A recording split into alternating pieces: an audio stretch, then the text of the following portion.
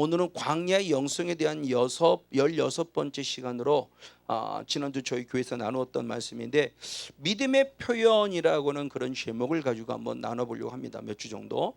믿음은 믿음인데 믿음에 대한 표현입니다.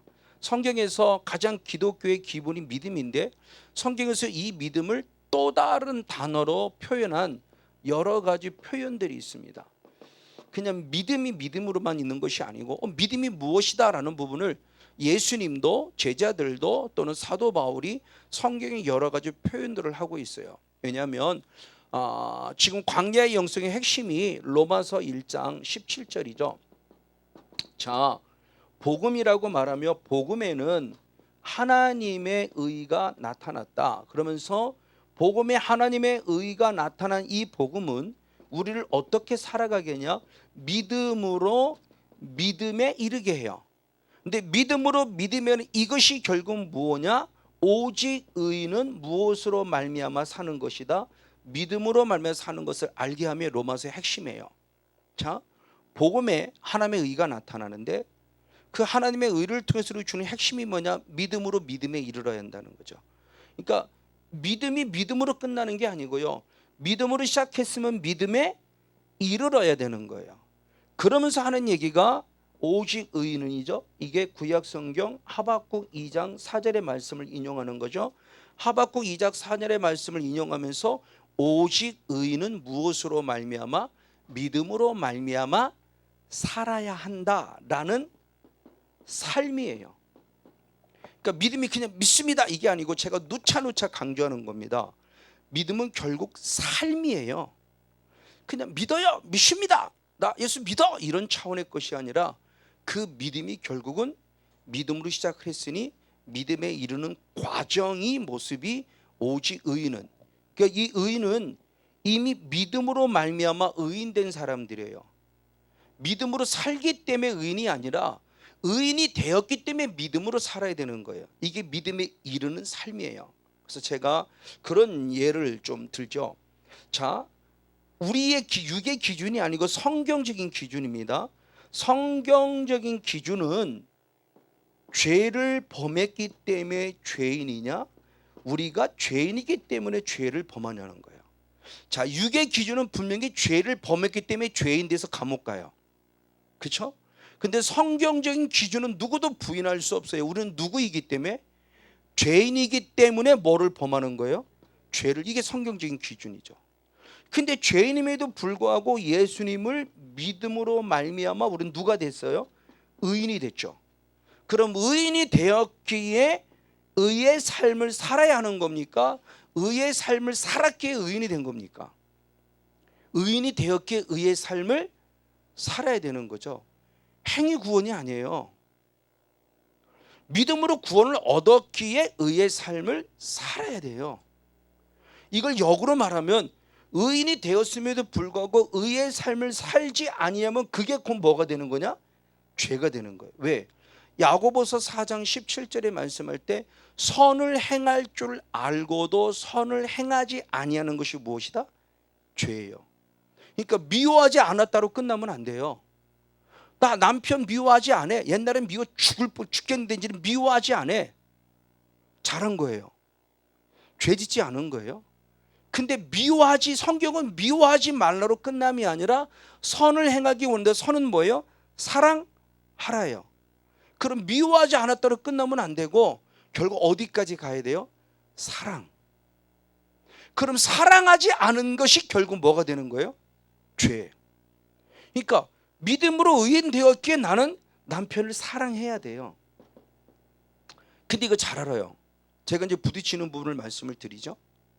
데살로니가전서 5장 16절부터 18절까지 말씀에 항상 무엇하라? 기뻐하라. 쉬지 말고 무엇하라? 기도하라. 범사에 무엇하라? 감사하라. 이는 그리스도 예수 안에서 우리를 향하신 하나님의 뜻이에요. 너무 잘 알아요. 근데 이거 대지는 사람 있습니까? 그럼 대지는 사람은 없는데 안 해보려는 사람도 있습니까? 아니잖아요. 해보려고는 하잖아요. 항상 기뻐해 보려고 하고 쉬지 말고 기도해 보려고 하고 범사에 감사하려고 해요. 목사기 때문에 더구나 많이 설교를 했어요. 근데 많이 부딪혀요. 그래서 저는 이것을 그때는 이 은혜께 저는 어떻게 해석했느냐, 해봐라. 믿음의 의지를 가지고 해봐라. 영이 아니라 혼의 세계에 호소한 거예요. 해봐라. 작심 3일이다. 안 되면 작심 6일로 키우고, 안 되면 작심 30일로 키우고 해봐라 라고 말하며 믿음의 자유의지를 사용한 것이겠지만 영의 설교가 아니었어요. 혼의 설교에 불과했어요. 왜? 내가 안 됐거든요. 그러니까 나도 해보고 같이 한번 해봅시다 이거였어요. 그런데 인격적인 성령님 안에서 내 안에 악한 것이 처리가 되고 성령이 임하니까 항상 기뻐하는 게 되어지더라는 거예요. 쉬지 말고 기도하는 게 되어지더라는 거예요. 범사에 감사가 되어지더라는 거예요. 그래서 뭐를 해보려고 하는가? 항상이지만 되어지는 은혜를 경험하는 겁니다. 아, 이거구나. 그래서 저는 늘 영의 세계가 실제라는 걸 늘 인식하라고 하는 거예요. 내 혼으로 뭐를 해보고 내 열정으로 뭐를 해보는 내 의를 해보려고 하지 말고 하나님의 의가 되어지는 삶을 경험하는 순종자가 되라는 거죠. 아, 이게 되어지는 거구나. 그래요. 그럼 영의 세계예요. 악한 게 처리가 되고 성령이 계속 임해지니까 이게 돼요. 그렇죠? 그럼 의인으로서 의의 삶을 살아갈 수 있어요. 그렇죠? 구약에서는 대표적인 게 욥이죠. 노아이고요. 근데 신약에서는 대표적인 게 누구냐? 사가랴죠. 사가랴는 의인이었기에 하나님의 규례를 지켰다 그랬어요. 규례를 지키었기 때문에 의인된 것이 아니라 이미 하나님을 나의 구원자로 믿는 믿음 속에서 의인이 되었기에 성령의 충만한 가운데 있기에 말씀의 규례대로 지켜주고 살아갔던 자예요. 그래서 세례 요한이라는 귀한 아들을 낳을 수 있는 아주 중요한 영적인 통로가 되죠. 행위군이 절대 아니에요. 지금 요새 이제 많이 좀 쉬는 시간이 있어서 이제 유튜브를 좀 많이 들어보려고 그래요. 책들을 이제 보는 것도 중요하지만 이제 유튜브도 이런 목사님의 설교, 저런 목사님의 설교를 많이 좀 들어봅니다. 들어봤을 때 아직도 교리에 의한 설교에서 행위라는 부분을 대단히 거부감을 갖는 목사님들이 너무너무 많구나. 행위 구원에 대한 개념이 가득 차 있고 이것이 율법주의자적인 개념들이 너무 가득 차 있구나. 이걸 복음화시키지 못했구나. 행함이라는 이것을 복음화시켜서 복음에 의한 거룩한 순종을 통해 하나님의 뜻을 이루어드리는 우리의 거룩한 의의 관점으로 보는 것이 아니라 이것을 행위 구원의 개념으로 보니까 많은 마찰들이 생기고 거기에 불협화음이 생기는 것들을 보아요. 그래서 참 목회자가 설교라는 부분이 정말 중요함을 다시 한번 느낍니다. 어쨌든 이 광야의 영성 가운데 오늘 믿음의 표현을 보면서 믿음으로 믿음에 이른다는 부분의 모습이 아마 옛날 나이로 한번 기억해 보시기 바랍니다. 자, 우리들에게 많은 어떤 흔히 말하는 신학자들, 많이 흐르는 신학자들이 있죠. 그 신학자들의 모습 가운데서 믿음으로 믿음에 대한 저 표현을 여러 가지 설명으로 좀 이해하기 쉽게 한 부분들의 모습이 있습니다. 그 가운데서 칼빈은 그렇게 표현했어요. 믿음으로 믿음에 이른다는 아까 저 표현을 수동적 믿음에서 능동적 믿음으로 나아가는 것이다. 이걸 또다시 말하면 불완전한 믿음에서 완전한 믿음으로 나아가는 것이다. 자, 수동적 믿음에서 능동적 믿음인데 이 수동적 믿음을 불완전한 믿음이라고 그래 있고 능동적 믿음을 완전한 믿음으로 생각했어요. 불완전한 믿음이란 자체가 저는 별로 마음에 들지 않아요. 믿음이면 믿음이지 믿음 자체에 불완전한 믿음이라는 게 있을까? 불완전한 믿음이라는 것은 그러면 결국 구원받지 못했다는 얘기밖에 안 되잖아요. 그러니까 저는 좀 이 말이 조금 어폐가 있다고 생각을 해요. 어쨌든 칼빈은 그런 식으로 설명을 했어요. 루터는 낮은 믿음에서 높은 믿음으로 나아가는 것이다라고 표현했어요. 조금 이해는 될 것 같아요. 그 다음에 어거스틴은 고백하는 믿음에서 순종하는 믿음으로. 그래도 그나마 많이 우리가 쉽게 이해할 수 있는 단어로 표현한 게 어거스틴의 고백 같아요. 근데 저는 그 다음에 또 한 사람이 있으니 칼바르트의 우리가 흔히 말하는 자유주의 신학자라고 하는 사람이 칼바르트인데 칼바르트의 표현을 저는 더 제가 많이 수긍하고 동의한다고 말씀드렸죠. 그 영적인 의미 속에 정확히 팔아서 그럼 칼바르트는 뭐라고 했냐? 하나님의 선하심에서 응답하는 믿음으로 나아가는 것이다. 그 하나님의 선하심은 절대적 구원의 은혜예요. 내가 믿어서 구원 얻은 게 아니죠. 에베소 2장 8절 말씀을 보면 하나님의 은혜로 말미암아 믿음으로 구원을 얻은 거예요. 그러니까 자, 우리가 구원을 에베소 2장 8절의 말씀에 구원을 얻은 이것이 하나님의 선물이라고 사도 바울이 고백하는데 믿음으로 말미암아 그랬어요. 근데 믿음으로 말미암아 앞에 뭐라고 했냐? 하나님의 은혜라고 그랬어요. 하나님의 은혜로 말미암아 믿음으로 구원을 얻은 거예요. 그러니까 내가 믿어서 구원 얻은 것이 이 믿은 것마저도 하나님의 은혜라는 거죠. 그러니까 이 믿음은 내가 믿고 싶어서 믿어서 내가 믿습니다 이래서 믿음이 아니라 나의 믿음은 말 그대로 참 보잘것 연약한 나약한 모습일 수 있지만 하나님의 은혜로 믿어지는 과정의 모습에서 아 이거네 라는 것을 아는 하나님의 절대적 선하신 은혜를 아는 거예요. 그래서 그것이 응답하는 믿음으로. 그래서 이미 좀 나누지 못했지만 그 구원의 여정이라고 하는 5시간을 저희 교회에서 이 코로나 때문에 못할 때 나누었어요. 구원의 여정. 구원의 여정을 보면은 로마서 8장 29절의 말씀에 하나님의 나를 미리 아셨다. 그리고 예정하셨다. 그래서 부르셨다. 그리고 의롭다 해주셨다. 그리고 영화롭게 해주셨다. 그러니까 로마서 8장 29절과 30절의 말씀을 통해서 보면은 구원의 서정이 약 5개로 지금 나와져 있어요. 그랬을 때 저는 창세기 말씀 아브라함을 통해서 말씀을 드리는 겁니다. 자, 창세기 12장 1절부터 보면 하나님이 아브라함을 본토 친척 아버지 집에서 떠나라 그러면서 그를 불러냅니다. 불러내기 전에 그러면 이미 하나님은 아브라함을 무엇했다? 아셨다. 그리고 무엇하셨다?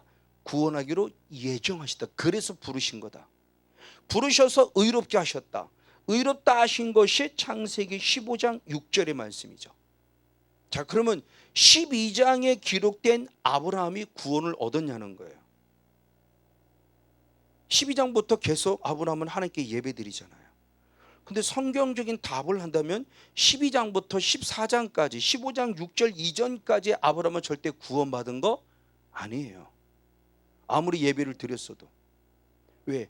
삶은 믿음은 열매를 보고 한다고 그랬는데 아브라함은 가나안 땅에 갔지만 그가 기다리는 기근, 그가 기다리는 그런 조카 롯과의 그런 갈등, 여러 가지 많은 부분 속에서 계속 아브라함은 애굽으로 자꾸 뒤처지는 신앙으로 나아갔어요. 그럴 때마다 하나님은 또 불러내시죠. 또 불러내고 이 부르심의 은혜, 택하심의 은혜, 이게 참 대단히 중요한 은혜예요. 이것 때문에 결국 15장 6절에 들어가서 의롭다 여겨주시는 은혜를 입어요. 그러니까 우리의 신앙은 좀 잘 점검해 보자는 건데 아브라함 한 사람만 봐도 구원의 여정 가운데 내가 아무리 예배를 드리고 내가 아무리 11조를 드리고 구원받기 전에 이미 아브라함은 13장에 들어가서 14장에 들어가서 이미 하나님께 11조 드리잖아요. 그러니까 과연 구원 받았냐는 거예요. 11조의 근거를 얘기할 때 우리가 얘기는 하지만 과연 구원 받았냐? 아니요. 15장에 들어와서의 구원 받았어요. 그럼 지금 우리가 이 여정이잖아요. 예지해 주시고 예정해 주시면 감사하지만 아직 구원받지 않은 사람이 얼마든지 교회라는 공동체 안에 있다라는 거죠. 교회라는 공동체 안에. 그러니까 교회라는 공동체 안에 들어왔다가 다 구원받았냐? 아니요. 아브라함 같은 이 과정 속에 있는 사람들이 있을 수 있을 거예요. 그러니까 우리들의 신앙을 잘 점검을 해야 돼요. 내가 지금 아브라함 같이 12장에 있나? 13장에 있나? 14장에 있나? 15장에 들어와 드디어 구원 받았나? 그리고 17장, 18장에 들어와 말씀 안에 섰나? 그리고 22장에 들어가 그 말씀을 내가 응답해야 되는 신앙을 갖고 있나? 이게 주님께서 지금 우리를 이끌어 가시는 구원의 여정 가운데 아주 중요한 핵심적인 모습을 말씀하고 있습니다. 그래서 이 구원의 여정도 여러분들이 혹시라도 유튜브를 한번 들어가 보면 5시간인가 4시간인가 지금 구원의 여정을 나눠서 쭉 한번 말씀을 깊이 좀 다뤄봤는데 그분의 모습을 같이 한번 봤으면 좋겠고요. 어쨌든 이런 모습을 가지면서 결국 우리들을 믿음으로 살아야 한다고 표현해요. 그래서 기독교의 가장 핵심적인 복음의 핵심이 믿음이죠. 그래서 우리가 일반적으로 얘기할 때 믿음 그럽니다. 맞습니다. 이 믿음은 신약 시대에 생긴 게 아니에요. 구약 시대부터 이미 믿음이에요. 아까 얘기했던 창세기 한번 15장 6절의 말씀을 보겠습니다. 창세기 15장 6절 한 절 말씀을 같이 봅니다. 시작. 아브라함이 여호와를 무엇했어요? 믿으니 여호와께서 이를 그의 의로 여기셨다. 아멘. 이미 구약 시대부터 믿음이란 단어가 사용되어 있고 대표적으로 또 하박국 2장 4절의 말씀을 봅니다. 하박국 2장 4절의 말씀 같이 봅니다. 시작. 보라 그의 마음은 교만하며 그의 속에서 정직하지 못하나니 그러나 의인은 믿음으로 말미암아 무엇하리라? 살리라. 아까 로마서 1장 17절에 사도 바울이 로마서 1장 17절 말씀을 기록하게 된 근원이 하박국 2장 4절이에요. 그러니까 이스라엘 백성들은 다 철저히 무엇으로 구원됐어요? 믿음이요. 그러니까 히브리서 11장은 다 무슨 장입니까? 믿음장입니다. 그럼 구약 시대는 믿음의 시대입니까? 율법의 시대입니까? 믿음의 시대예요, 율법의 시대예요? 분명히 믿음의 시대예요. 그러니까 믿음과 우리가 율법의 개념을 잘못 갖고 있기 때문에 제가 그 말씀 드리고, 여러분 성경을 읽을 때 그래서 율법이란 단어가 나오지만 그 율법이란 단어를 그때 하나님이 주시는 말씀의 그 율법의 개념으로 기록된 거냐, 아니면 율법이란 단어로 써있지, 우리는 말로는 분명히 율법이란 단어로 써있지만 그것이 사람의 계명으로서 기록된 그런 율법주의자적인 입장 속에 있는 율법을 말하는 거냐를 정확하게 인지를 해야 돼요. 그게 잘못되면은 율법이란 단어 똑같이 기록돼, 거기서 성경에서 율법주의라고 기록되지는 않았어요. 우리가 그걸 분별하는 거예요. 행간을 읽는 거예요. 아, 이건 지금 사도 바울이 부정적으로 말하는 그 율법은 율법주의자들을 말하기 위한 율법주의를 말하는 거는, 즉 사람의 계명을 말하기 위한 거구나라고 빨리 분별되고, 율법을 긍정적으로 말하는 부분들이 있어요. 그건 하나님의 말씀으로서의 율법을 말할 때 그 율법으로서의 기능을 말하고 있고요. 그러니까 지금 우리가 잘못된 모습을 얼마나 많냐는 거죠. 어쨌든 보세요. 자, 구약 시대도 분명히 믿음입니다. 너무나 많은 부분들, 대표적으로 히브리서 11장은 다 구약 시대 사람들은 다 믿음으로 살았고 믿음으로 죽었다 그러면서 믿음으로 살았음에 대한 부분을 분명히 얘기를 해요. 의인은 믿음으로만 산다고 했으니까.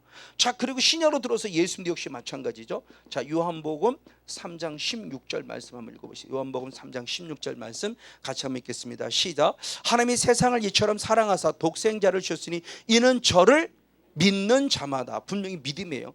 믿는 자마다 영생을 얻을 것이다 말하며 예수님 스스로도 믿음을 말씀하셨어요. 그리고 그의 제자인 베드로도, 사도 요한도 많은 제자들의 모습이 말했어요. 그리고 대표적으로 결국 베드로전서 1장 9절에 베드로는 이렇게 말했죠. 베드로전서 1장 9절을 역시 한번 봅니다. 베드로전서 1장 9절 시작. 믿음의 결국 곧 영혼의 구원을 받음이라. 아멘. 진정한 구원은 결국 무엇에 오는 것이다? 믿음. 그래서 믿음의 결국은 영혼의 구원이다 말하며, 이 구원 얻는 핵심의 모습은 믿음이라고 분명히 사도 베드로가 표현하고 있고 사도 바울 역시 표현하고 있고, 사도행전 16장 31절 말씀에 대표적으로 주 예수를 믿으라 그러면 너와 내 집이 구원을 얻으리라요. 맞습니다. 그래서 창세기부터 계시록까지 오직 우리의 구원의 통로는 믿음입니다. 근데 이제 믿음에 대한 부분의 모습을 우리가 좀 또 다른 각도로 보자는 겁니다. 그럼 성경에서 믿음이라는 단어를 성경에서 믿음이라고 표현한 것만 있냐? 아니요. 분명히 구원을 얘기하고 영생을 얘기하고 거듭남을 얘기하는데 믿음이라는 단어가 아닌 다른 단어로도 표현했더라는 거죠.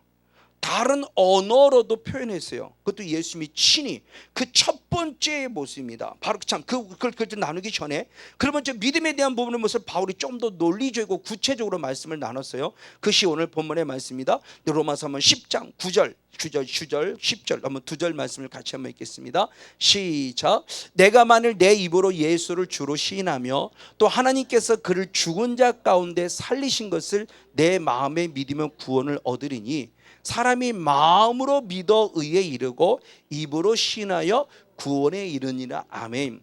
자, 짧지만 로마서 10장 9절과 10절 더 2절 말씀을 통해서 복음의 핵심이 들어간 거예요. 복음의 핵심이다. 누굴 믿어야 되느냐는 거예요. 누굴 믿어야 되고 어떤 걸 믿어야 되는 거고 어떻게 믿어야 되는 거고, 그런 믿음의 그 결과가 무엇이냐는 걸 정확하게 얘기합니다. 자, 9절 한 절 말씀, 10절 단 2절이에요. 짤막한 말씀이에요. 근데 짤막한 말씀인데 확실하게 말할 때 누구를 믿어야 되느냐? 예수님이죠. 그래서 만일 내 입으로 예수를 주로 무엇하며 시인하며 하나님께서 그를 죽은 자 가운데 살린 것을 네 마음에 믿으면이라고 말하며 우리의 믿음의 대상, 자 믿음이라는 단어를 통해서 누굴 믿냐고 할 때 믿음의 대상은 오직 예수 누구뿐이다? 그리스도. 오직 예수 그리스도. 아까 요한복음 3장 16절 말씀 하나님이 세상을 이처럼 사랑하사 독생자를 주시니 이는 저 예수 그리스도를 무엇하는 자마다 믿는 자마다. 그렇죠? 그러니까 우리 믿음의 대상이 정확하게 예수예요. 자 그러면 예수에 뭘 믿냐? 그냥 예수 믿습니다. 그냥 예수 병 고친 것을 믿습니다. 병 고칠 것을 믿습니다. 그게 구원이냐? 아니에요. 그럼 예수의 무엇을 믿어야 하냐는 거예요. 무엇을. 자 다시 한번 9절 말씀을 보니까 내가 만일 내 입으로 예수를 주로 시인하며 또 하나님께서 그를 무엇한 죽은 자 가운데서 무엇한 것을 살리신 것을, 그러니까 무엇을 예수 그리스도를 믿냐? 예수의 무엇을 믿냐?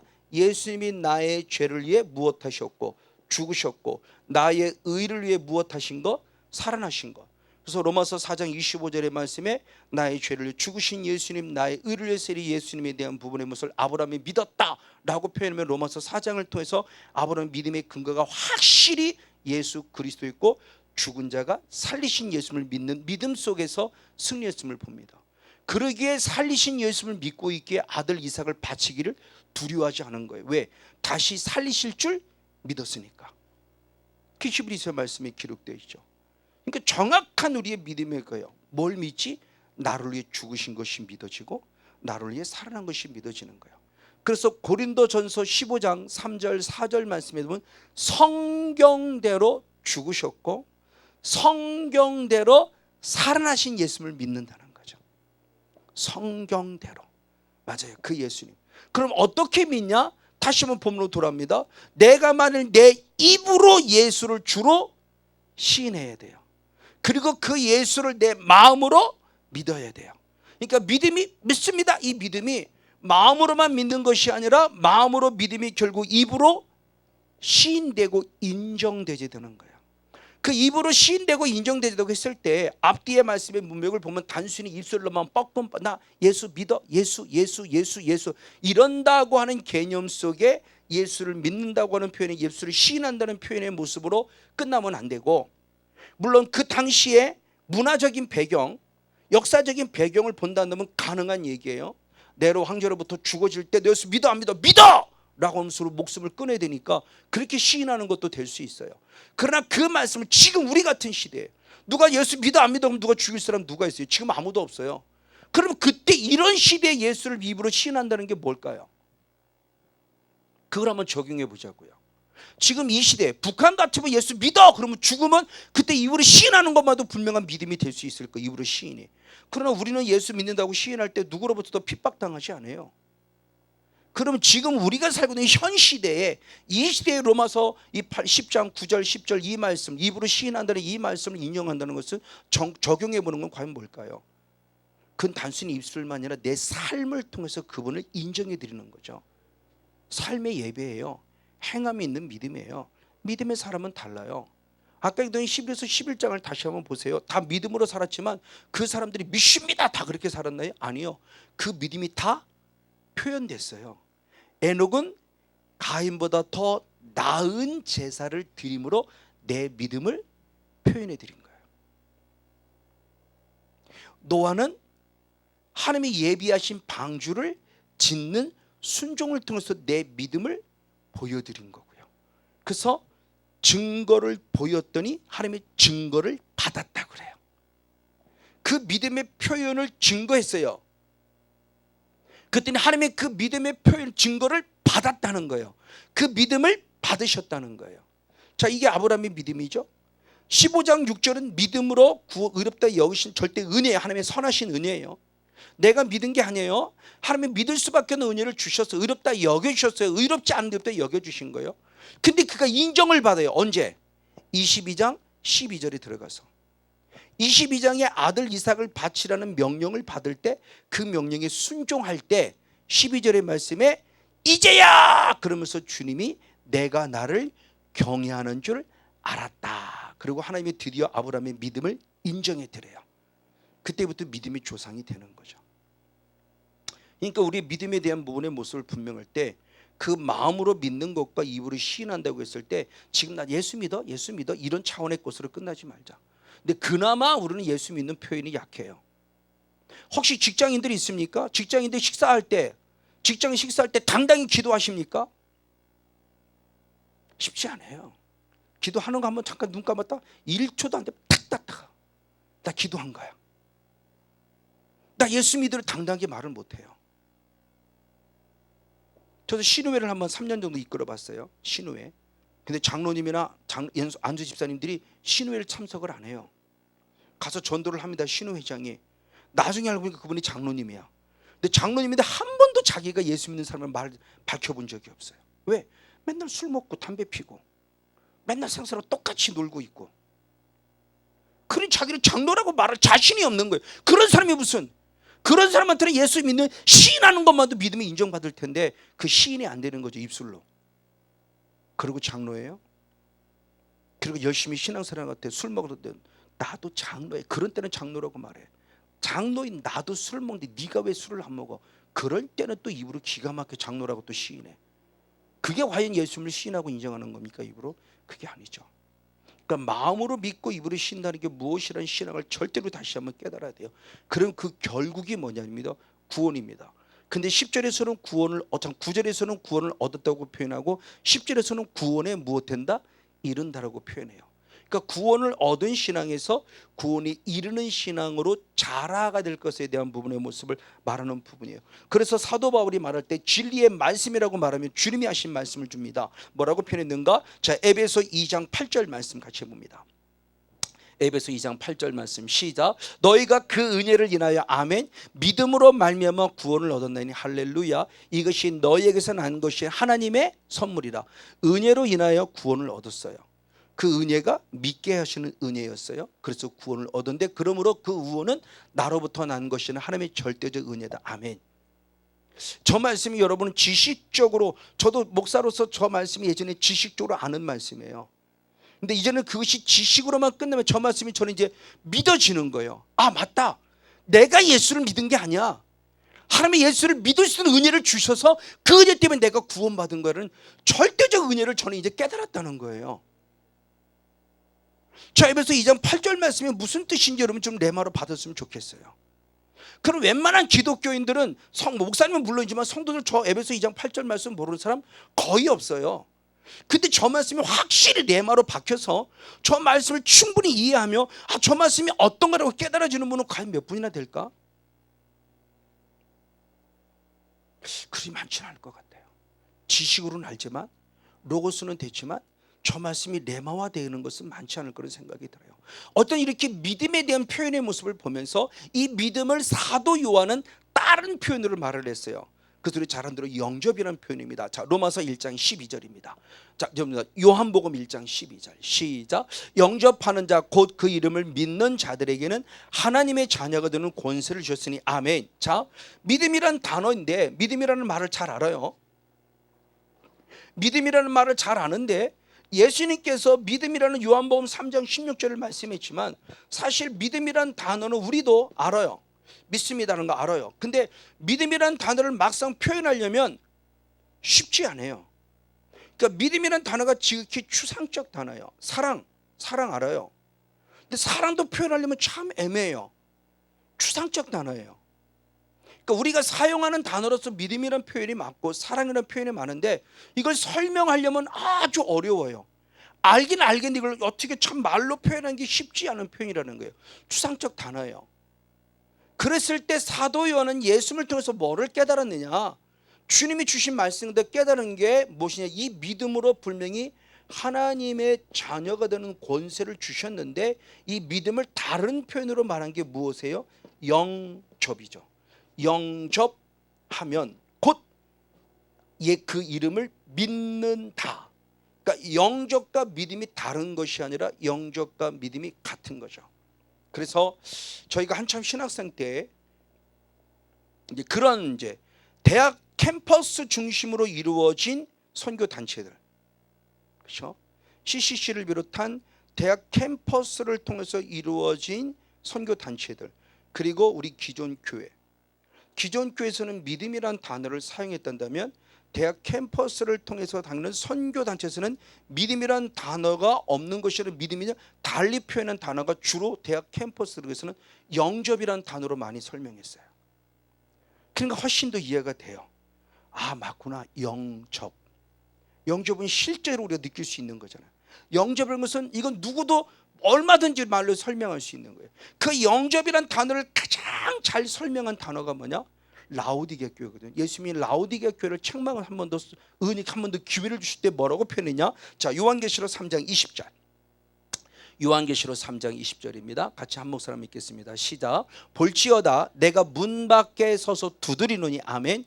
누구든지 내 음성을 듣고 문을 열면 내가 그에게로 들어가 그로 더불어 먹고 그는 나로 더불어 먹으리라. 아멘. 사도 요한이 갖는 특별한 영성이에요. 그러니까 믿음이라는 걸 딱 캐치한 거예요. 믿음을 결국 조금 더 쉬운 단어로 표현하면 영접이에요. 그러니까 하나님이 라오디게아 교회를 주시는 음성도 금방 탁 캐치해서 적을 때 바로 네 마음문을 열면이에요. 그러니까 이것을 역으로 말하면 주님은 지금도 늘 저와 여러분의 마음의 문을 무엇해요? 두드리고 계신 기회죠. 기회. 성목사 환경으로 두드리고 계시고 질병으로 두드리고 계시고 사람을 통해 두드리고 계시고 물질을 통해 계속 두드리는 거예요. 성목사 문 열어. 네 마음 문을 열어. 영의 문을 열어 라고 계속 두드리는 거예요. 근데 우리 성화를 통해서 보지만 놀랍게 문잡이에 손고리가 없어요. 손고리는 결국 어디에 있는 거예요? 안에 있는 거예요. 안에서 문을 열어줘야 예수님이 오실 수 있는 거예요. 그게 중요한 의미죠. 그러니까 믿음이라는 표현의 모습을 또 다른 표현할 때 영접이라고 표현했다는 겁니다. 그래서 라오디게아 교회를 한 번 더 기회를 주심에 영접이라고 표현했는데 바로 이 믿음에 대한 모습을 가지고 있는 것이 영의 세계의 실제임을 얘기하려는 거예요. 그러니까 믿음이 다 추상적인 것이 아니라 실제임을 얘기함에 있어서 아주 중요한 또 다른 원리를 말했어요. 그러므로 주님이 내 안에 계신다고 했기 때문에 우리는 이 믿음을 어떻게 하느냐? 날마다 시험해 보고 점검해야 돼요. 뭐를? 정말 예수님이 내 안에 계신가? 이게 고린도후서 13장 5절 말씀입니다. 고린도후서 13장 5절 말씀을 같이 한번 읽겠습니다. 시작. 너희가 믿음에 있는가 너희 자신을 시험하고 너희 자신을 확증하라. 예수 그리스도께서 너희 안에 계신 줄을 너희가 스스로 알지 못하느냐? 만약 계시지 않는다면 너희는 버리운 자니라. 주님을 믿은 게 아니라는 거죠. 영접이 되지 않았잖아요. 믿는 게 영접이라니까요. 믿습니다. 그리고 교회를 나오는 게 영접이 아니에요. 아까 했던 창세기 12장, 13장, 14장의 아브라함은 아직 주님이 영접된 게 아니에요. 그래도 무슨 행위를 해요? 예배 행위를 계속해요. 11조도 드리고요. 감사도 표현해요. 근데 아직 구원받은 자 아니에요. 여러분 그 창세기 12장, 13장, 14장을 보면서 큰 충격받지 않나요? 근데 우리는 예배만 드리면 다 구원받다 생각해요. 교회 열심히 하고 11조 드리면 다 구원받다 생각한다니까요. 아니 아직 구원받지 못했어요. 그래도 하나님은 계속 부르잖아요. 또 부르고 또 기회를 주시고 또 기회를 주시고 또 기회를 주시는데 아브라함은 또 감사하게 그 기회를 잘 선용을 해요. 그래서 드디어 하나님이 신 마지막 음성 텐트에 나와서 하늘의 별을 보고 그때 그 약속의 말씀을 확실히 믿는 믿음 안에 섰을 때 그래 네가 여호와를 믿으니. 근데 그 믿음은 결국 뭐예요? 하나님을 믿은 게 아니죠. 하나님이 주신 약속의 말씀을 믿으니 의롭다 여기심을 받는 거예요. 이제 첫 단추를 딱 띈 거죠. 지금까지는 종교인으로 살아왔어요. 그러나 첫 단추를 딱 띄면서 말씀이 어느 순간 들려오면서 말씀이 확 믿어지는 거죠. 참 믿음 안에 서서 드디어 네가 나를 믿으니 의롭다 여기셨고 계속 17장에 계속 18장에 말씀을 주시죠. 말씀을 주셔서 말씀에 순종할 때 이제야 네가 나를 경외한 줄 알았다 그러며 아브라함을 인정해 줘요.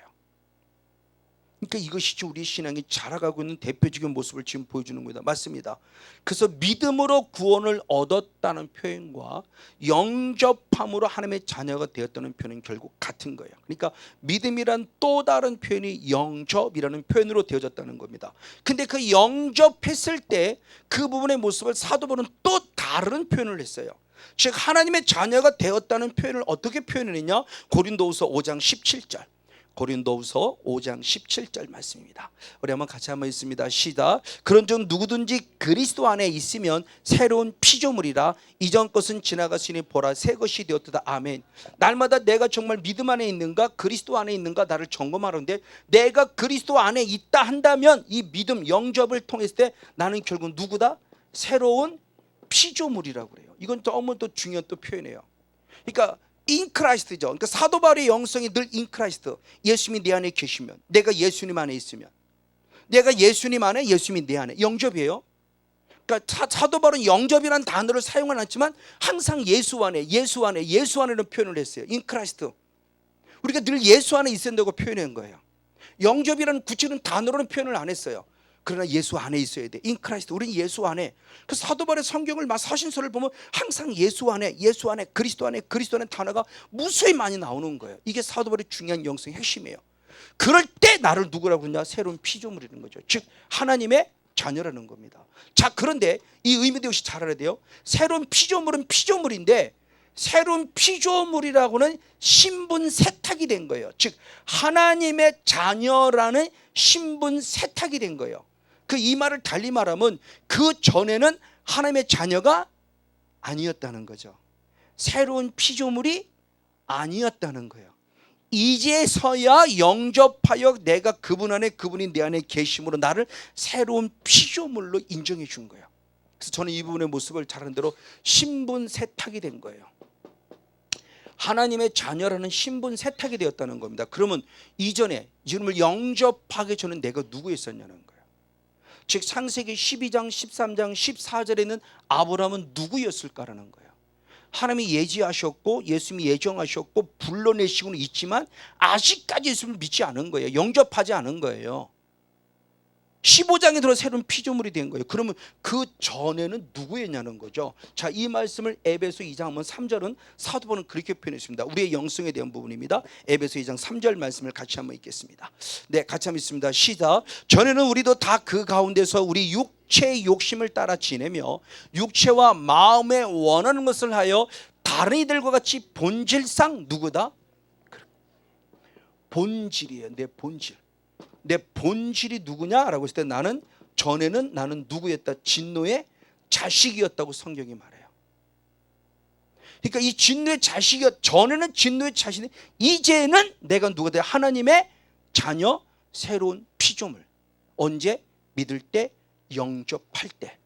그래서 사도 바울은 믿음이란 단어를 또 다른 표현할 때 새로운 피조물이 되었다라고 표현하고 있다는 거예요. 그럼 왜 우리가 진노의 자식이지 본질상? 왜? 우리의 본질을 알아야 돼요. 성건유 목사의 본질을. 그래야 내 안에 사단의 존재가 자리 잡고 있었구나는 걸 인식할 수밖에 없어요. 이게 인정이 안 되면 왜 어떻게 예수를 믿는 내 안에 사탄이 있을 수 있어 이렇게 착각해요. 정말 예수를 믿습니까? 정말 예수를 믿기에 내 안에 사탄이 없습니까? 아브라함 같은 창세기 12장 13장 14장의 길이 우리의 길은 아니었나요? 지금도 우리가 그 길을 걸어가고 있지는 않나요? 아직 15장 6절에도 혹시 들어오지 못한 거 아닌가요? 근데 내 스스로 15장 6절에 이미 난 들어왔다고 내 스스로 착각하고 있는 거 아닌가요? 왜? 10년 20년 30년 교회란 걸 다녔으니까. 나는 구원받아서 내 착각에 빠져 있지 않나요? 이게 영의 세계 실제라는 걸 지금 말씀드리고 싶은 거예요. 수없는 사람이 창세기 12장 13장 14장에 종교적으로 타락해 있다고요. 그게 현대판 바리새인이죠. 바리새인들 하나님을 안 믿나요? 다 믿잖아요. 믿는데 하나님이 예수님이 바리새인을 하나님의 자녀라고 인정하나요? 아니요. 네 아비는 마귀라고 그래요. 네 아비는 마귀다. 그러니까 열받는 거죠. 그러니까 예수님을 돌로 때려 죽이는 거, 십자가 못 박여 죽이는 거예요. 저놈 새끼 저거 이단이야. 왜? 나는 이제껏 하나님의 자녀라고 생각하고 있는데 갑자기 왜 이상한 사람이 나타나서 자기를 하나님의 아들이라고 그러질 않나. 그러면서 오히려 우리 보고 네 아비는 마귀다 그러니 얼마나 열받아요. 저 같아도 열받을 것 같아. 지금 예수님이 오신다면 열받아서 저도 아마 예수님 십자가 못 박아 죽여 그랬을 거예요. 아이고 아버지 맞습니다. 내 아비가 마귀인데 그걸 몰랐네요 라고 이렇게 엎드릴 사람 없어요. 지금 태어난 게 감사하지. 나도 그때 태어났으면 예수 십자가 못 박는데 앞장섰을 거예요. 자, 뭐를 지금 말씀하고 있냐는 부분이에요. 너무너무 중요한 부분입니다. 내 본질을 지금 얘기합니다. 그러면 왜 우리가 본질상 진노의 자식일 수밖에 없었는가라 보면 역시 혈통이라는 것을 우리가 점검해 보지 않을 수 없어요. 그것은 한 사람 아담 때문이었죠. 자, 로마서 5장 한번 12절 말씀을 보겠습니다. 로마서 5장 12절 말씀 같이 한번 읽습니다. 시작. 이러므로 한 사람으로 말미암아 죄가 세상에 들어오고 아멘. 죄로 말미암아 사망이 왔나니 아멘. 이와 같이 모든 사람이 죄를 지었으므로 사망에 모든 사람이 이르렀느니라. 할렐루야. 누구 때문이다? 한 사람 아담 때문에 우리가 뭐가 들어왔어요? 죄가 들어와서 결국 사망이 이르렀는데, 이제는 한 사람 이 사람 때문에 누가 모든 사람이 역시 뭐를 범하여? 죄를 범하여 어디에 이르고 있어요? 사망. 이 한 사람 아담 때문에 모든 사람이에요. 지금 성건용 목사, 여러분이 사랑하는 자녀들, 여러분 사랑하는 손자 손녀들이 엄마 뱃속에서 응애하고 태어나는 순간부터 정말 안타깝지만 다 누구로 태어나냐? 죄인. 이게 성경이에요. 혈통이라는 합법적인 통로를 타고 온 거예요. 이걸 출애굽기 20장에서는 4절 5절에서는 3대 4대까지 좀 더 근접시킨 거예요. 이건 수 없는 대가 지난 거죠. 수천 년이 지난 거예요. 지금으로 따지면 6천 년, 성경의 역사를 들면 6천 년이 넘게 지난 역사예요. 혈통에서 그게 출애굽기는 3, 4대까지 근접해 얘기하고 있고, 이 아담 한 사람 때문에 이제 우리들의 존재가 본질상 누구인가를 얘기를 해주는 거예요. 본질상 나는 진노의 자녀라는 겁니다. 그럼 본질상 진노의 자녀라는 그 모습을 얘기하면서 그것이 그러면 어떤 죄였냐고 했을 때 우리는 잘 아는 대로 불순종의 죄죠. 자, 이 불순종의 죄를 우리가 잘 이해를 해야 됩니다. 자, 창세기 2장 9절, 15절, 16절, 17절. 창세기 2장 9절 시작. 여호와 하나님이 그 땅에서 보기에 아름답고 먹기에 좋은 나무가 나게 하시니 동산 가운데 생명나무 선악을 알게 하는 나무도 있더라. 여호와 하나님이 그 사람을 이끌어 에덴 동산에 두사 그것을 다스리며 지키게 하시고, 여호와 하나님이 그 사람에게 명하여 가르칠 때 동산 각종 나무와 실과는 내 나무에 내 임의로 먹되 선악을 알게 하는 나무의 실과는 먹지 말라. 내가 먹는 날은 정령 죽으리라요. 자, 여러분은 이 말씀을 잘 정말 인식을 해야 됩니다. 부족하지만 조금 이제 저도 말씀 안에서 또 조금 이제 깨달은 은혜가 있는 거예요. 자, 하나님의 복음이죠.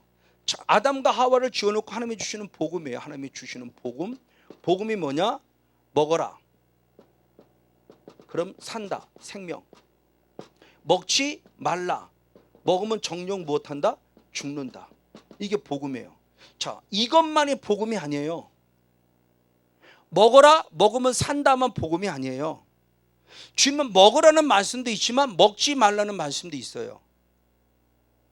근데 우리는 지금 사단에게 이 말씀을 빼앗겨 버린 거죠. 그러니까 하나님의 복음에는 축복만 있는 것이 아니고 하나님의 복음에는 저주도 있죠. 그래서 신명기 27장에 저주의 말씀이 기록되어 있고, 저주를 선포할 때 주님이 무엇 하라고 그래요? 아멘 하라고 요구하세요. 축복 말씀만 아멘이 아니고요, 저주의 말씀을 선포하며 아멘 하라 그래요. 그러니까 산다만 복음이 아니에요. 그럼 죽이려고 죽음을 아니요, 생명을 주셔서 죄가 무엇인지 알게 하려고 죽음을 선포하시는 거예요. 그래서 여러분들이 전하죠. 자, 저주는 하나님이 주시는 겁니까? 사탄이 주는 겁니까? 저주는 하나님이 주시는 거예요? 사탄이 주는 거예요? 저주도 분명히 하나님이 주세요. 근데 저주를 받도록 죄짓게 하는 자가 누구예요? 사탄일 뿐이에요. 그러니까 말씀대로 되어지는 거예요.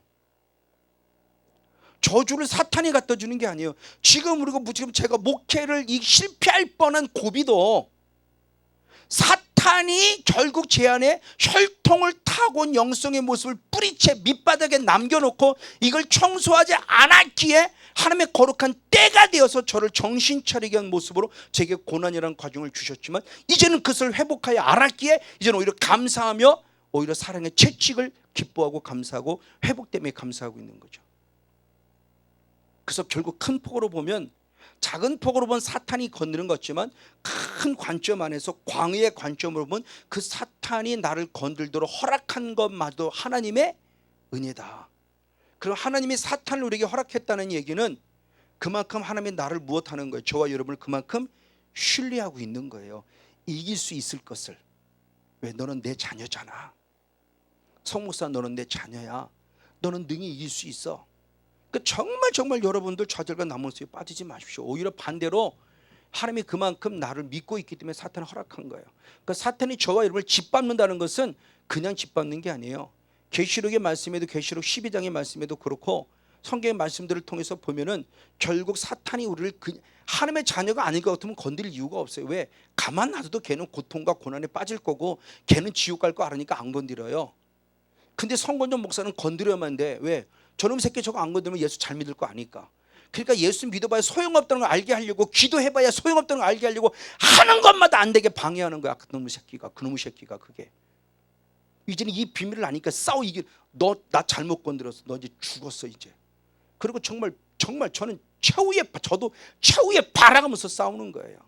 사탄도 최후의 발악을 지금 나한테 하고 있는 거고 나도 최후의 발악을 하는 거예요. 네가 이기는 내가 이기나 보자. 내가 죽으면 천국 가는데 뭐가 두려워? 나는 두려울 거 하나도 없어. 나는 지는 게 아니야 이거예요. 지금도 어느 분이 가끔 전화가 오시는 분이 있어요. 위암이에요. 위암. 40대 중반밖에 안 된 집사님이에요. 위암이에요. 근데 목소리가 얼마나 밝은지 모릅니다. 목사님, 제가 깜짝 놀래. 이 사람이 정말 위암으로 아픈 사람인지. 위암 사기래요. 목에 이제 밥이 안 넘어갈 정도예요. 목으로 소화도 안 되고 여기로 안 넘어갈 정도예요. 그러니까 먹지를 못해요. 근데도 항상 저는 목사님, 나는 치유할 줄 믿습니다. 치유할 줄 믿습니다. 근데 벌써 사기가 됐어. 먹질 못하면 결국 죽는 거 아니에요? 근데도 전혀 굴하지 않아요. 왜? 진짜 영원한 천국 가면 진짜 낫는 거잖아요. 그러니까 낫는 믿음이 여기서만 낫는 것만 낫는 게 아니에요. 나 진짜 혹시 아무리 죽어? 그래도 괜찮아. 왜? 나는 영원히 나음 받은 천국에 가 있으니까. 그러니까 그분은 기죽지 않는 거예요. 위암에. 암에 기죽지 않아요. 암 때문에 좌절하고 낭망하지 않아요. 오히려 제가 도전을 받는다. 그래서 제가 그랬어요. 집사님 너무 감사해요. 제가 우리 교회 집사님의 삶을 몇 번 간증했을 때 아이고 내가 부끄러운데 뭘 나 같은 사람을. 그냥 목사님 죽을 것 같아, 힘들어요, 기도 이게 아니에요. 목사님 기도해 주세요. 완전 업이 돼 있어요. 멋있어요. 그 목사님 설명도 지금 뭐 기름 부음이 느껴질 정도니까 상당히 맞아요. 이거예요. 그러니까 정말 하나님이 내게 주신 은혜 가운데서 이 부분의 모습, 참된 복음의 모습을 알아야 돼요. 이것만이 복음이 아니라 이것도 복음이라는 겁니다. 근데 사탄은 이거를 싹 뭉개버리잖아요. 안 죽어. 네 하나님은 사랑의 하나님의 아이. 왜 죽어? 하나님이 너를 죽일 리가 있어? 그러면서 죄져도 괜찮은 하나님으로 만들어버린다고요. 이게 사탄이. 이 말씀을 변질시키는 거잖아요. 그러니까 에덴 동산에서부터 그러면서 진짜 먹어야 생명은 못 먹게 하고 요것만 불순종하게 만들잖아요. 그 사탄이 얼마나 교활한 놈인 걸 보라는 겁니다. 그러니까 중요해. 하지 말라는 건 안 하면 돼요. 왜? 죽으니까. 죽기 싫어도 안 하면 돼. 그럼 반대로 살려면 뭐 해야 돼요? 먹으면 돼. 왜 생명나무는 안 먹고 왜 선악을 알게 하는 나무를 먹냐고요. 그러니까 주님이 잽싸게 쫓아내죠. 왜? 생명나무 먹으면 안 되잖아요. 죄 져놓고 생명나무 먹으면 영원토록 죄사함 받을 기회가 없잖아요. 그러니까 하나님이 잽싸게 쫓아내는 거야. 쫓아내는 게 바로 은혜죠. 그래서 죄 문제 해결해 다시 들어와서 생명나무 먹도록. 그러니까 저와 여러분의 영성이 지금 복음의 핵심 안에서 죽는 것도 복음이구나. 사는 것도 복음이구나. 그럼 죽지 않기 위해서는 살을 걸 먹어야지. 그렇죠? 우리 생명나무 먹으면 돼요. 괜히 선악을 알게 나무 자꾸 보지 마세요. 자꾸 육의 눈에 너무 보암직한 거, 그 선악을 알게 나무에 죄짓게 만드는 나무예요. 사탄에 미혹받지 마세요. 그러니까 정말 우리가 참된 생명 안에 거야 돼. 맞아요. 이것이 결국 뭐냐? 잘하는 대로 창세기 3장의 6절에 넘어가니까 하나님과 무엇해진다고 그래요? 똑같아진다라고는 미혹안에 넘어가는 거라고 말씀을 드렸습니다. 자, 이 모습을 통해서 보면서 이 아담과 하와 때문에 결국 다윗의 영성까지죠. 다윗의 영성이 내가 음란의 죄, 밧세바를 범한 그 음날의 죄를 나단 사람도 책망하여 들을 때 그가 한 기도가 있습니다. 뭐라고 기도했는가? 자, 시편 51편 5절 말씀을 현대인 성경 한번 같이 한번 보겠습니다. 현대인 성경하고 시편 51편 5절 같이 한번 읽겠습니다. 자, 시작. 내가 죄악 중에 출생하였으며 모친이 죄 중에 나를 잉태한다. 우리가 지금 읽고 있는 성경이에요. 근데 현대인 성경 설득이 좀 더 이해하기 쉽게 설명했어요. 내가 태어날 때부터 누구였다? 죄인이었으며 우리 어머니가 나를 뵌 순간부터 무엇을 가지고 있다? 죄성. 이게 현대인 성경이야. 자, 엄마 아빠의 사랑을 통해서 엄마의 뱃속에 안착하는 순간부터 나는 뭐를 가지고 있어요? 죄성을 가지고 있어요. 그리고 응애하게 태어날 때 그러면 나는 누구로 태어나요? 죄인으로 태어나요. 이걸 누가 깨달았냐? 다윗이. 아, 그렇구나. 내가 이렇게 누구보다 하나님을 사랑하면 하나님 뜻대로 살겠다고 발버둥 친 나도 이렇게 내가 죄를 지을 수밖에 없는 이유는 내 안에 죄성을, 엄마의 앵타는서도 죄성을 가지고 태어났고, 그래서 하나님 앞에 이 땅에 엄마의 뱃속에 나와서 응애하고 엄마의 품에 안기는 순간부터 죄를 한 번도 짓지 않았음에도 불구하고 나는 누구다? 죄인이다. 이걸 다윗이 인정하죠. 그러면서 회개하는 거예요. 이게 우리 현실이에요. 그러니까 본질상 진노의 자식일 수밖에 없는 우리의 본질을 얘기를 하는 거예요. 누구도 부인할 수 없어요. 여기 있는 성건영 목사님, 이 땅에 태어나는 사람은 누구도 부인할 수 없는 확실한 진리예요. 아, 나는 죄인이구나. 죄 한 번 짓지 않았어도 죄인이에요. 근데 예수님은 그럼에도 불구하고 우리를 다시 세워주신 거예요. 하나님의 자녀라고. 이게 은혜인 거예요. 그래서 이걸 빼앗긴 거죠, 하나님의 자녀라는 권세를. 그래서 사도 바울이 말할 때 뭐라고 표현했는가? 고린도후서 6장 한번 18절 말씀 읽겠습니다. 고린도후서 6장 18절. 네, 같이 한번 읽겠습니다. 시작. 너희에게 아버지가 되고 너희는 내게 자녀가 되리라. 전능하신 주의 말씀이라. 아멘. 그러므로 나는 너의 아버지가 될 것이고 너는 내 자녀가 되리라. 나의 말이니라 라고 말하며 예수님이 친히, 하나님이 친히, 성령님이 친히 하신 말씀, 나의 아버지여 나는 그분의 자녀라는 확증을 시켜주는 것 맞습니다. 이렇게 예수님을 믿음으로 하나님의 자녀는 새로운 피조물이 되는 신분 세탁이 되었습니다. 이제 진노의, 원래는 본질상 진노의 자식이었던 나를 예수님을 믿는 은혜를 주셔서 하나님의 자녀라는 신분 세탁이 됐어요. 새로운 피조물. 그럼 이제는 뭐냐? 새로운 피조물, 신분 세탁, 즉 신분이라는 신분에 맞는 삶을 살아라는 거죠. 그러니까 새로운 피조물이 되었으면 새로운 피조물의 삶을 살아야 돼요. 만약 외국인이 우리나라에 들어와서 시험을 통해서 대한민국 백성이 됐으면 아무리 그 사람이 그전에 미국 사람이었다 할지라도 이제는 대한민국 백성이 됐으면 대한민국 법대로 살아야 돼요. 본질상 저는 진노의 사탄의 자식이었어요. 그동안 사탄의 법대로 살아왔어요. 근데 하나님의 놀라운 은혜로 하나님의 자녀가 되었어요. 신분이 새롭게 바뀌었어요. 그럼 이제 하나님의 자녀다운 신분에 맞게 하나님의 나라의 법대로 살아야 한다는 거죠. 이게 새로운 피조물로 살아가는 모습이고, 이것이 결국 로마서 12장 1절 말씀 보면 너희 몸을 하나님이 기뻐하는 거룩한 산제사로 드리라. 이것이 너희 드릴 영적 예배니라. 이 영적 예배, 삶의 예배가 돼야 돼요. 이것이 믿음으로 믿음에 이르는 삶이에요. 그러니까 먼저 믿음으로 시작했으면 마지막 믿음으로 자라가는, 믿음에 이르는 그 신앙까지 우리가 살아가는 삶의 모습의 성장을 말씀하고 있는 거예요. 그런 대표적인 교회가 데살로니가 교회입니다. 자, 데살로니가 전서 1장 3절을 봅니다. 어떤 믿음을 가졌는지 한번 데살로전서 1장 3절 시작. 너희의 믿음의 역사와 사랑의 수고와 우리 주 예수 그리스도에 대한 소망의 인내를 우리 하나님 아버지 앞에서 쉬지 않고 기억함이라. 아멘. 늘 사도 바울은 데살로니 교회가 늘 마음에 항상 자랑스러워요. 특별히 고린도 교회를 비롯한 마게도니아 교회를 비롯한 아가야 교회를 비롯한 교회들에게 자신 있게 데살로니 교회를 얘기해요. 그럼 그게 뭐가 있어요? 믿음의 역사가 있어요. 그 믿음의 역사할 때 역사가, 언어가 행함이에요. 믿음의 행함이 있는 교회다. 아르곤이에요. 아르곤. 언어 자체가 행함은. 근데 우리 역사라고 표현했어요. 그러니까 믿음으로 일을 하는 자, 행함이 있는 믿음을 가진 자였다네. 그리고 사랑의 수고와 인내 하는 말씀에도 맞으면 소망의 인내를 가진 자예요. 그럼 저교로 끝나냐? 아니요. 데살로니가 후서 1장 3절을 봅니다. 데살로니가 후서 1장 3절 한번 보겠습니다. 역시 한번 같이 있습니다. 시작. 형제들아, 우리가 너희를 위하여 항상 하나님께 감사할지니 이것이 당연함은 너희의 믿음이 더욱 자라고 너희가 다 각기 서로 사랑함이 풍성합니다. 아멘. 자, 전서에서는 그냥 믿음의 역사를 이루는 교회, 이것만 해도 충분히 칭찬받고 사랑받을 만한 교회인데, 데살로니가 후서를 통해서 기록했을 때 항상 감사하고 기뻐하는 것은 이 믿음이 어떻게 했다? 더욱 더 무엇했다 그러냐? 더욱 더 자랐다고 그래요. 그러니까 이 믿음의 역사를 이룬 이 믿음도 칭찬받을 만한 믿음인데 거기서 믿음이 더 자랐다는 거예요. 그러니까 믿음으로 믿음이 이루고 있는 교회라는 거죠.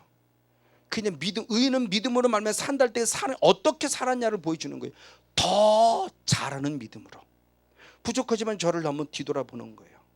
이 은혜 입고도 2009년 9월 달에 이 은혜 입었을 때와 약 10년이 지난 2020년에 지금 이 은혜를 입었을 때의 모습을 쭉 살펴본다면 분명히 저는 믿음이 더 자랐을 거라는 생각이 드는 거예요. 왜? 제 정신 상태가 달라졌고 언어의 상태가 달라졌고 삶의 상태가 많이 달라졌고 정말 요새는 지난번도 그랬지만 식사 기도할 때도 막 기름 부음을 강하게 느낄 정도로 정말 제 마음속 깊은 곳에서요, 정말 어떻게 하면 하나님을 기쁘게 드릴까? 어떻게 하면 주를 위해 살지? 이게 항상 제 마지막 어떤 목회의 뭐라고 그러고 포인트? 그러니까 하루하루의 삶 속에서 제가 항상 이 은혜의 모습을 잊지 않고 살려고 나름대로 하나님 앞에 집중해요. 교만하려고 하는 얘기가 아니고요, 제 삶의 표현을 지금 해드리는 겁니다. 제가 하루하루를 어떻게 살고 있는가를. 그럼 힘들고 어려운 일이 없냐? 왜 없겠어요? 있지요. 그러자 까딱 이제는 그런 것을 요동하지 않는다는 거죠. 감사로 바꾸고 그래 기도할 기회를 주신 거구나. 그럼 성도를 위해 기도하고 성도를 위해 기도하고 자녀를 위해 기도하고 내가 기도할 기회를 주신 게 감사한 거고, 감사로 바꾸니까 어느 순간 문제가 또 풀어져 있고, 이제는 그것 때문에 마음 뺏기고 생각 뺏기고 내 생각 자체에 내 영성을 다운시킬 이유가 없는 거예요. 빼앗길 이유가 없는 거예요. 이제는 괜찮아요. 까딱 없어요. 하나님 살아계시는 말들 정확하게 믿으니까. 그 문제 해결 안 돼요?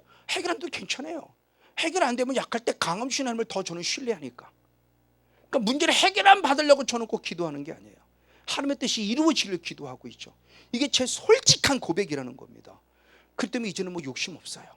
더 잘 먹고 잘 사는 욕심도 없고요, 더 성도가 많아질 욕심도 없고요. 하나님 더 보내주세요. 더 아니 주님의 뜻이 된다면 보내 채워지는 모습에 제가 만약 그 부분의 모습을 제가 나태하고 게을러서 안 한다면 저는 불충성한 됐지만 오늘 주은 시간에 최선을 다하고 있고 하나님의 신 이끄심 속에 감사하고 된다면 그건 하나님이 만들어가고 열어가실 예로 생각하는 거예요.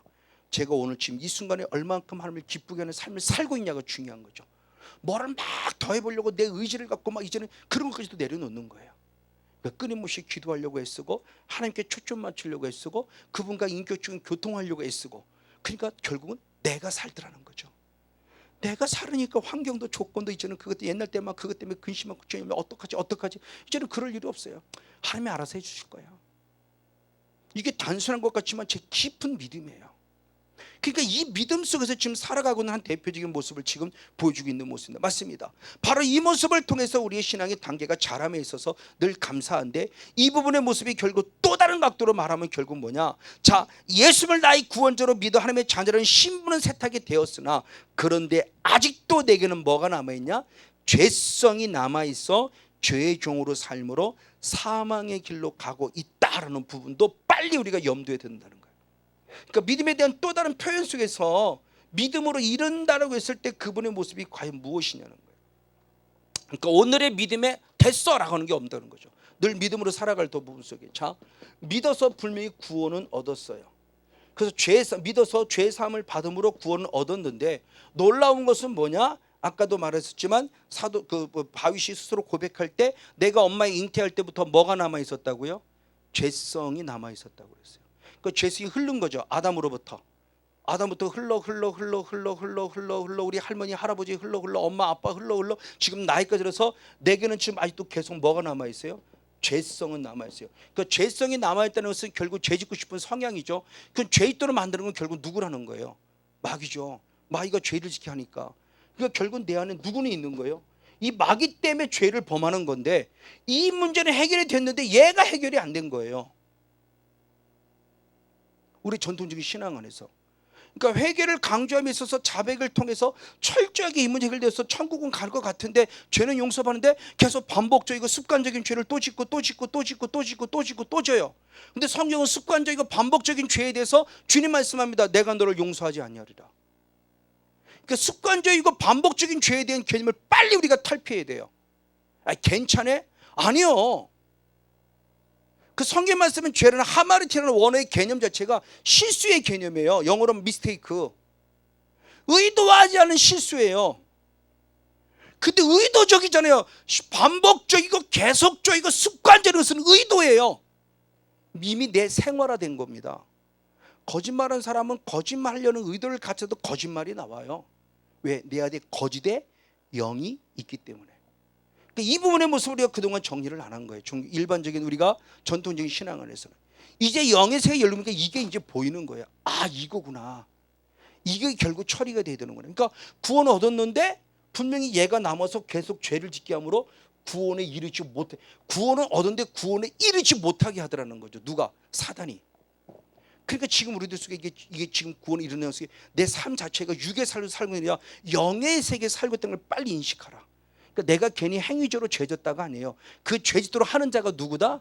내 배경에 사단이라는 존재가 있어서 죄를 짓게 하고 있다는 걸 빨리 인식해야 아버지 잘못했습니다를 통해서 용서를 받고 죄사함을 받아 성령을 선물로 받을 때 죄성도 싸워 이거 끄집어내므로 내가 진리 안에 자유를 얻을 수 있는 거예요. 여기까지 가야 된다는 거예요. 근데 지금 우리는 그동안 거기까지 가지 못했다는 부분을 말하는 겁니다. 맞습니다. 그래서 이 부분의 모습을 보면서 로마서 6장 16절 17절에 그렇게 표현했습니다. 로마서 6장 16절 17절 사도 바울이 중요한 얘기를 했습니다. 시작. 너희 자신을 종으로 들여 누구에 순종하든지 그 순종함을 받는 자의 종이 되는 것을 너희가 알지 못하느냐? 혹은 죄의 종으로 사망에 이르고 순종의 종으로 의에 이르느니라. 하나님께 감사하나이다. 너희가 본래 죄의 종이더니 너에게 전하여 준 바 교훈의 혼을 교훈의 본을 마음으로 순종하였다. 아멘. 내가 누구에게 순종하느냐에 따라서 순종의 종이 돼요. 하나님께 순종하면 하나님의 종, 의의 병기가 돼요. 사탄에게 순종하면 나는 죄의 종, 불의의 병기가 되는 거예요. 그러니까 순종이 중요한 거예요. 복 받으려고 순종하는 게 아니에요. 순종이 일고 구원의 문제가 달려있는 거예요. 내가 누구에게 순종하느냐. 내 죄성에 따라서 악한 영에 가득하면 하나님께 순종이 아니라 사단의 나라에 순종, 사단의 법에 순종하는 거죠. 근데 성령이 충만하면 당연히 사단의 법이 아니라 하나님 나라 법에 당연히 순종할 거예요. 그래서 로마서 8장 2절의 말씀에 사망의 법, 죄와 사망의 법, 그건 오직 생명의 성령의 법으로만 이길 수 있다는 걸 바울이 깨닫는 거죠. 그러니까 이 성령 안에 거하는 우리들의 모습을 말씀하는 거예요. 맞아요. 이 부분의 모습을 가졌을 때 결국 죄의 종으로 사는 것을 뭐냐? 옛사람의 흔적이 남아있는 것. 그래서 사도 바울은 뭐라고 표현했는가? 에베소 4장 22절 에베소 4장 22절 한 절 말씀을 우리 한번 같이 읽겠습니다. 시작.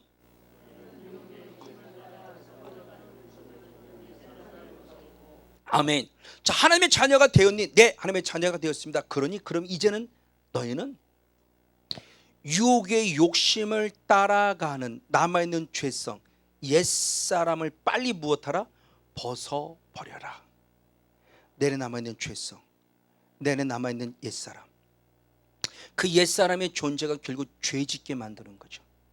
그래서 사도 바울의 고백이 로마서 6장 12절 13절에 중요한 고백을 했습니다. 로마서 6장 2절을 먼저 봅니다. 그 옛사람이 결국 무엇인가에 대한 부분을 표현하고 있습니다. 시작. 그럴 수 없느니라 죄에 대하여 죽은 우리가 어찌 가운데 더 살리요. 죄에 대해 죽었다고 표현해요. 그러면서 12절 13절을 그렇게 표현한 거예요. 12절 13절을 봅니다. 시작. 그러므로 너희는 죄로 너희 죽을 몸을 왕노로 타지 못하게 하여 몸의 사욕을 순종치 말고 아멘.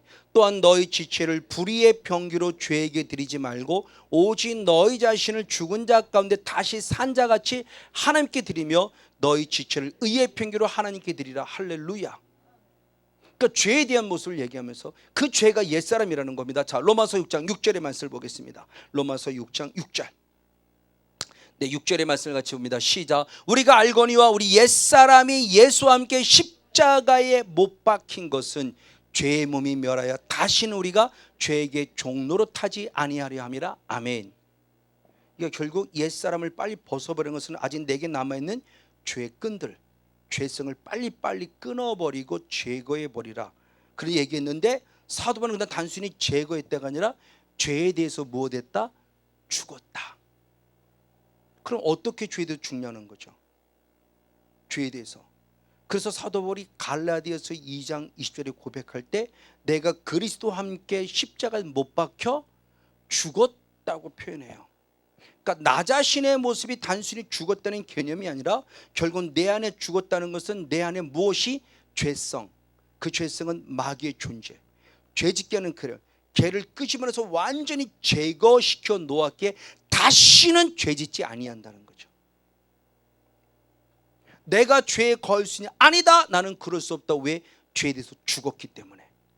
그러니까 사도 바울의 신앙의 고백이 직접적으로 로마서의 말씀에 내가 영적 싸움을 싸웠다고 표현하지는 않았지만 그가 말씀을 행간, 그 말씀을 통해서 주는 메시지를 통해서 보면 죄에 대해 죽었다는 것은 단순히 어떤 죄가 뭐 안 졌다 이런 차원이 아니라 죄짓게 만드는 성향을 끄집어버린 거죠. 사망의 권세를 끄집어낸 거예요. 성령의 법으로. 죄와 사망의 법을 끌어내서 차단해서 이겨서 죄에 승리하는 삶을 살았음에 대한 부분의 모습을 바울은 당당히 보여주고 있죠. 그러니까 이것이 지금 우리들에게 원하는 놀라운 신앙의 모습이에요. 맞아요. 그리고 더 나아가 그냥 날마다 그 죄에 대해서 죽었다로 끝났을 때 십자가의 죽음 속에서 고린도서 15장 30일 날마다 죽었다는데 그냥 죄에 대해 죽은 것으로 끝나는 게 아니에요. 다시 한번 에베소 4장 23절 24절 22절부터 다시 한번 읽겠습니다. 22절부터 24절까지 시작. 너희는 유혹의 욕심을 따라 썩어져는 구습을 쫓는 옛사람을 벗어버리고. 아멘. 그럼 거기로 끝났냐? 아니요. 오직 심령으로 새롭게 되어 하나님을 따라 의와 진리의 거룩함으로 지으심을 받은 새 사람을 입으라. 할렐루야. 자, 그러니까 새로운 피조물이 되었다고 했을 때 새로운 피조물, 신분 세탁입니다. 이제 새로운 피조물은 본질상 진노의 자식에서 그래서 새로운 피조물, 즉 하나님의 자녀가 된 거예요. 신분 세탁입니다. 하나님의 자녀가 되었기에 이제는 하나님의 자녀가 되었으면 하나님의 자녀다운 삶을 살기 위해서 무엇을 버려야 한다? 옛사람. 옛사람한테 또 내게 남아있는 죄성을 제거시키는 거예요. 그런 죄성으로 끝나냐? 아니다. 죄성을 끄집어냈으면 빨리 죄성에 떠난 자리를 무엇으로 채워라? 하나님의 형상을 따라 지음받은 무엇으로 채워라? 새 사람. 그러니까 여기서 말씀하는 새로운 피조물과 좀 차원이 다른 겁니다. 이건 신분에 의한 세탁, 신분이 새로워진 거예요. 본질상 진노의 자녀였다가 그래서 계속해서 예와 싸워 이겨서 이제는 이것으로 채워지는 자, 바로 성장한 하나님의 사람들의 모습을 말해요. 쉽게 말해 지금 우리가 영적 싸움을 적용할 때 똑같이 제가 이렇게 기도하죠. 나사렛 예수 그리스도의 명으로 선포하노니 예수님 명해졌고 예수의 피가 뿌려졌고 성령의 불이 임했을 때 너는 반드시 예수님의 결박당해서 예수님 발 앞에 무릎 꿇어 예수님의 심판을 받을 지어다 이거죠. 지금 옛사람을 제거시키는 거예요. 내 죄성을 철저히 제거시키는. 그럼 그로 끝나냐? 아니죠.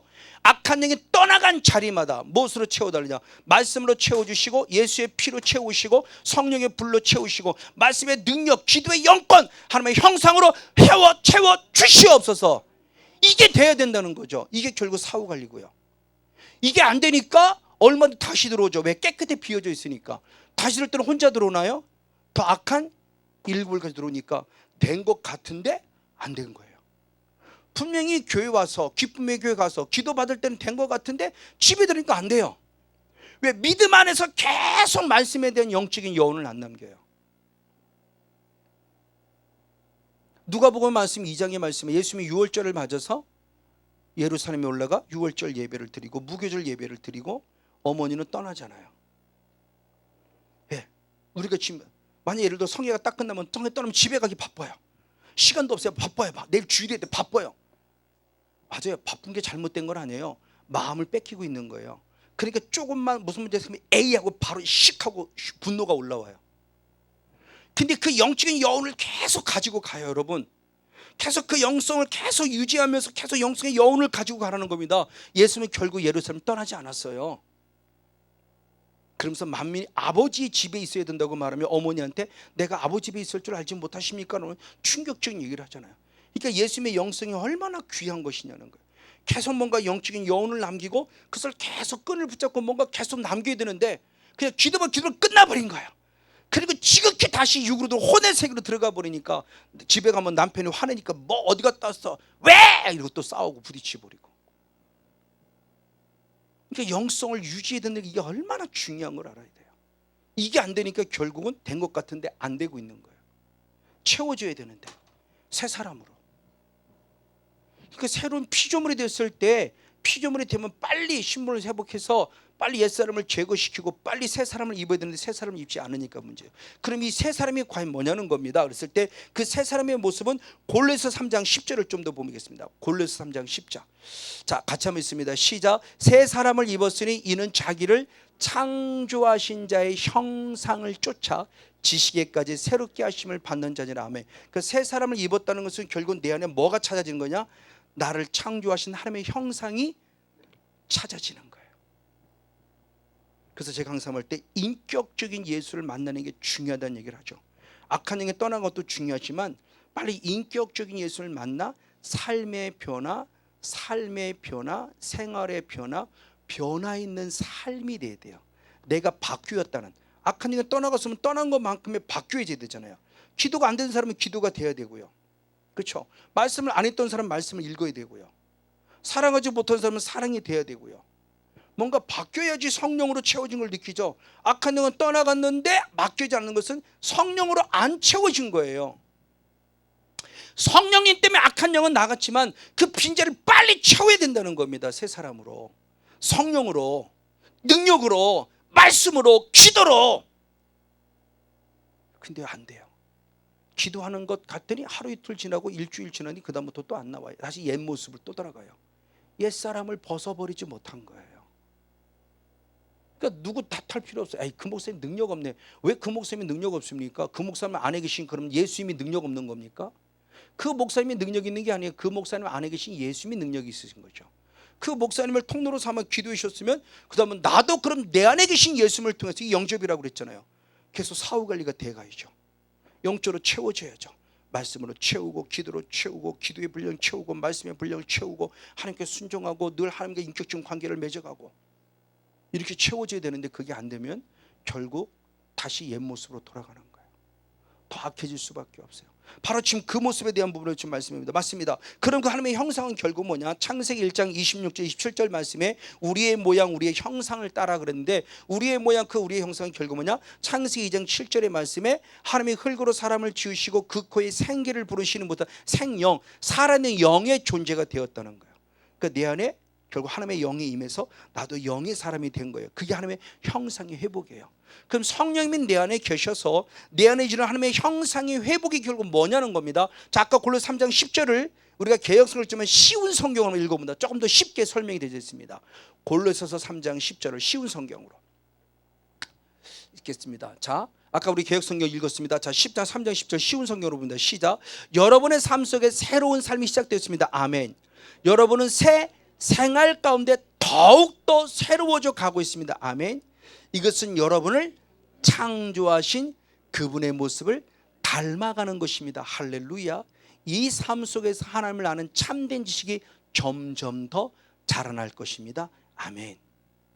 결국 우리 새 사람이 온다는 것은 누구의 형상이 회복되는 거다? 하나님의 형상. 하나님의 나를 예지하시고 예정하시고 구원하신 목적도 똑같아요. 잘 먹고 잘 살려고 구원한 거 아니에요. 맞습니다. 천국 가는 거 맞아요. 근데 천국 가는 것을 사도는 좀 더 깊은 관점으로 본 거예요. 자, 로마서 8장 29절을 봅니다. 무엇이라고 표현했는가? 로마서 8장 29절. 여기 한번 한 절 말씀을 같이 한번 읽습니다.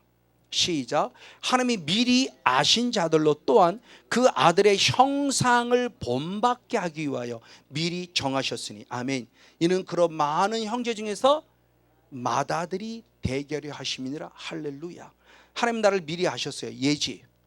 하나님은 나를 미리 정하셨어요. 예정. 나를 왜 미리 아시고 미리 정하셨냐? 오직 한 가지예요. 하나님의 아들의 형상을 본받게 하기 위하여. 저게 구원이라는 개념을 조금 더 구체화시킨 거죠. 예수를 믿는 것은 구원받게 하기 위하며, 그럼 구원이 뭐냐? 천국? 맞아, 천국 가는데 그냥 천국 가는 게 아니라는 거죠. 누구를 닮아야 되느냐? 하나님의 아들의 형상, 하나님의 형상이 회복돼야 된다는 거예요.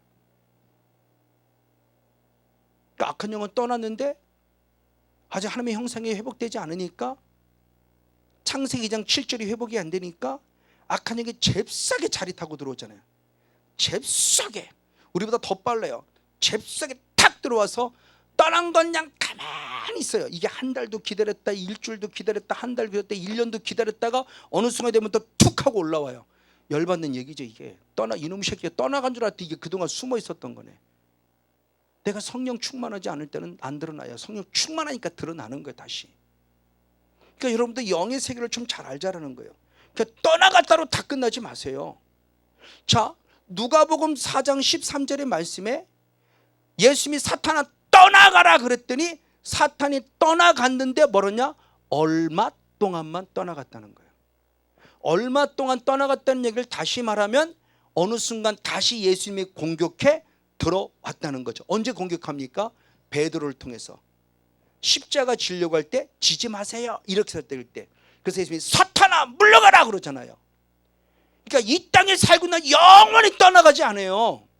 언젠가 또 틈을 노린단 말이에요. 예수님마저도 얼마 동안만 떠났는데 우리 같은 사람이 얼마 동안이라 하루라도 있다, 아니 1시간 떠난 지 1시간 있다 또 들어오죠.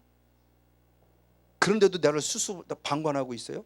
빨리빨리 안 채우고 빨리빨리 새 사람으로 안 만들고, 성질 내고 다 성질 내고, 나는 원래 성격이 그래? 아니요, 성격 그렇지 않아요. 우리 원래 하나님의 형상을 따라 닮은 자예요. 사탄의 성향이 남아있을 뿐이에요. 그 죄성이 남아서 나를 악하게 만들 뿐이에요. 그걸 합리화시키지 마세요. 이제 다음 주에 옛사람에 대한 부분은 좀 더 구체적으로 말씀을 나눌 거예요. 믿음의 표현을 다르게 하려고 하다가 기도하다 묵상에서 옛사람에 대한 흔적을 다시 한번 성경 근거로 한번 찾아봤는데 바로 그분의 모습을 좀 나눠볼 겁니다. 어쨌든 보십시오. 지금 새 사람으로 채워야 될 모습인데 새 사람으로 채우지 않으면 안 돼요.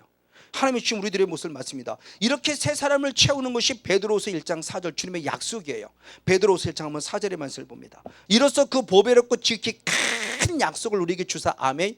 이 약속으로 말미암아 너희로 정욕을 인하여 세상에 썩어질 것을 피하고 신의 성품에 참여하는 자가 되게 하려 하셨으니 아멘. 주님의 약속이에요. 우리를 향한 약속이 뭐냐? 이제는 정욕 죄 끊어내. 그리고 누가 돼? 내 성품을 닮아. 내 성품에 참여해. 저 성품이 원어상 하나님의 형상이에요. 하나님의 본질이에요. 하나님의 본질로 채워지길 원하고 있어요. 그 약속이 이루어지길 원하고 있어요. 그럼 우린 저 약속 내게 이루어져야 되잖아요. 나하고는 상관없어. 그건 성목사만 있으면 돼. 아니요, 내가 그래야 돼요. 그러니까 아무리 악한 영 쫓아내고 아무리 병 고쳐도 아직 내 안에 악한 영이 남아있는 근거, 내 삶의 열매가 없단다면 마태복음 7장 21절 22절 23절과 똑같아요. 이 불법을 행한 자들아 내가 널 도무지 알지 못한다는 거예요. 왜? 나는 예수를 많이 귀신 쫓아내는 나는 계속 불법을 행하잖아요. 성질 내고 계속 성질 내고 내 할 거 다 하고 내 생각이 옳은 대로 하고 내가 목사이냐 내가 대단하냐 성도들 함부로 대하고 그러면서 내가 귀신 쫓아냈다고 하시는 나를 왜 모릅니까? 그럴 때 주님은 아주 냉정해요. 주님만큼 냉정하신 분이 없어요. 그분의 오래 참음과 자비하심과 우리 영원할 거로 생각하지 마세요. 마지막 심판 때 가면 그분만큼 냉정하신 분이 없어요. 송 목사, 네?